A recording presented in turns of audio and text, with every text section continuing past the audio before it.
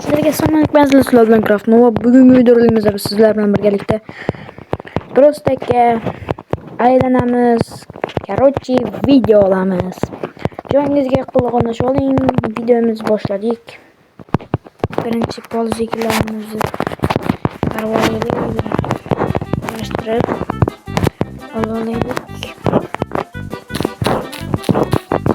Qanday go'zal bu olam. Olam. Do'stlar, hammalarga rahmat. Biz 1000 ta obunachiga erishdik. Va mana shu Minecraftni men o'zimning Telegram kanalimga tashlab qo'ydim. Telegram kanalimga o'tib qo'ysalaring ham yaxshi bo'lardi. Bemalol skачать qilib o'ynashga bo'lardi. Yana obuna bo'lib qo'yinglar. Obuna bo'lishdan to'xtamanglar. Mana biz oldik. Hammasini sandiqqa solamiz. Ketmaydi ham. Endi birpas televizorni yoqsam.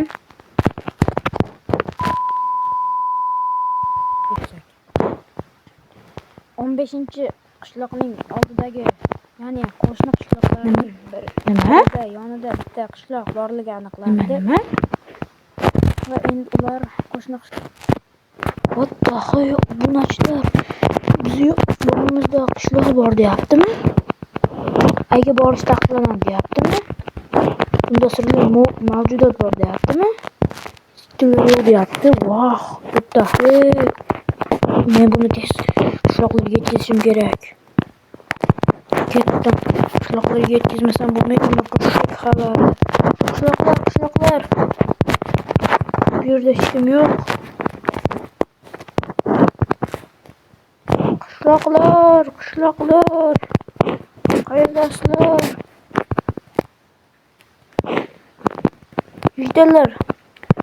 Jitel.